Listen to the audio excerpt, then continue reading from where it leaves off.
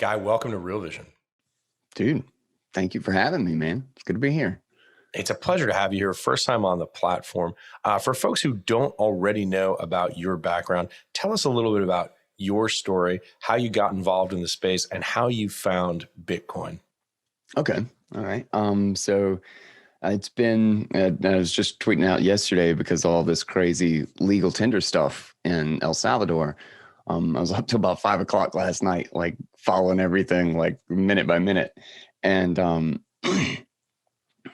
it's over just about 10 years ago now, a little over. And my brother and I, one of the really funny things is we were kind of in a place, he was in school at the time. He had gone back to school after I had left. And I was an internet technician at the time and trying to run my own media business. And my biggest interests at the time were kind of like, I was starting to get into really the power of the internet. And I was starting to understand just how big of a shift this was in kind of a historical context of this freedom of information and the ability to stay connected to everybody at all times. And it was really starting to blow my mind. And BitTorrent specifically is kind of what led me there. The file sharing revolution is that we can share files and there's not really anything anybody can do about it. You know, like this was so fundamentally different. It was really stressing the structure of the copyright industry. Right. For people who don't know, this is basically the peer-to-peer file sharing networks that we first saw with Napster and then later saw more broadly with BitTorrent. Yeah. And the fact that they were having such an impact was just starting to make me realize how important the internet was. I was seeing it less as just this fun toy with all these great things on it. And suddenly it's like, wow, like it's like, this is actually moving the world. Like, you know, like things are actually changing because of this. So, and then at the same time, my brother was studying economics in school, and he was just kind of dumbfounded by some of the things that they were teaching because they were pretty much self-contradictory. Like he would literally learn one thing in one area and then learn something that was almost perfectly opposite in another. And it's like, oh, well, if it's really big, then suddenly the axiomatic truths about scarcity don't exist. And it's like, no, obviously that is not true. You can't just change the laws of physics because the plane got bigger. Like it's still the same laws of physics, you know? So this was driving him crazy, and he would argue with his professors, and I think they hated him for it. And then he would come home, and we would talk about it. He was like, "How could this possibly be true?"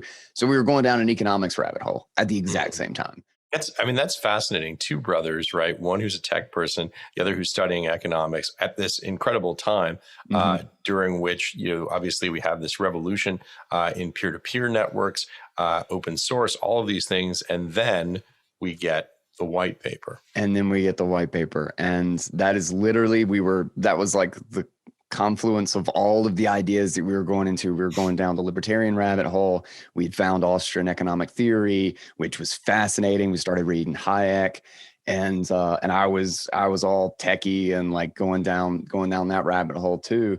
And my brother was arguing with somebody on social media, like somebody on Facebook or something. And they were kind of like playfully arguing, not angrily arguing. And he was like, I think you would probably be interested in this thing called Bitcoin.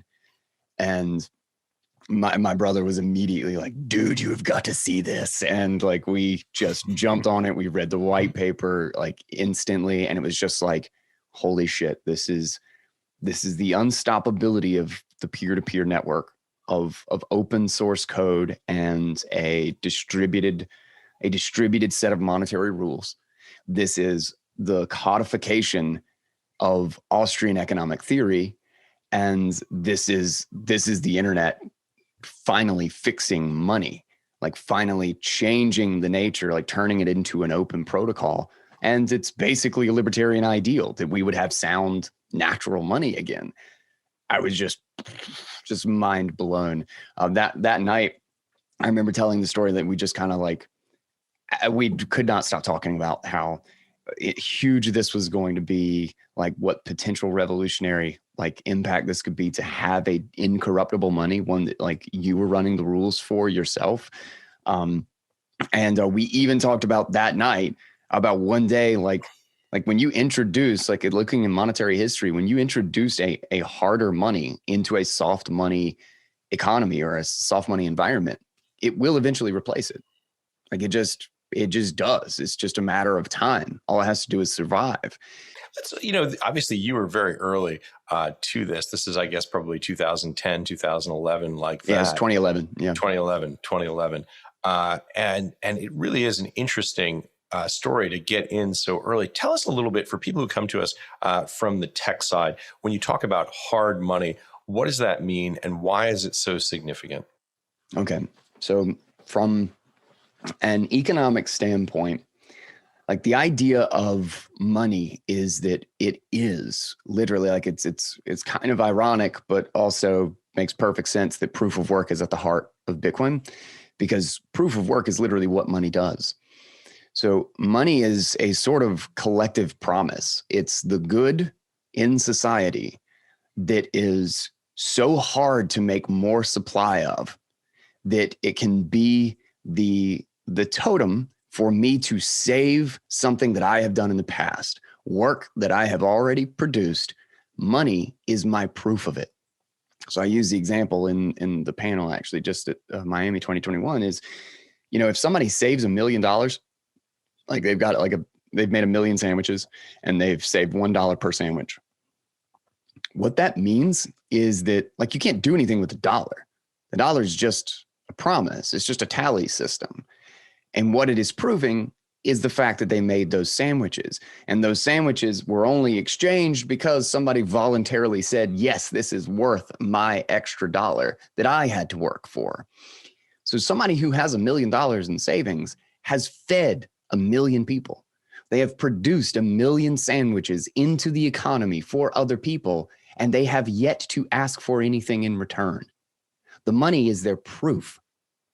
And so when someone counterfeits that money, when somebody can produce the money for cheaper or easier than it is to make the sandwiches, well, then they will simply keep producing the money until whatever that equilibrium price of production is matches it. And the money will essentially be inflated until its actual price of production, which, if it's on paper, is essentially zero. You just write 100 on a piece of paper and you've got quote unquote new money. Hey, if you like this clip, be sure to check out the full interview and more only on realvision.com/crypto. It's 100% free. Sign up now.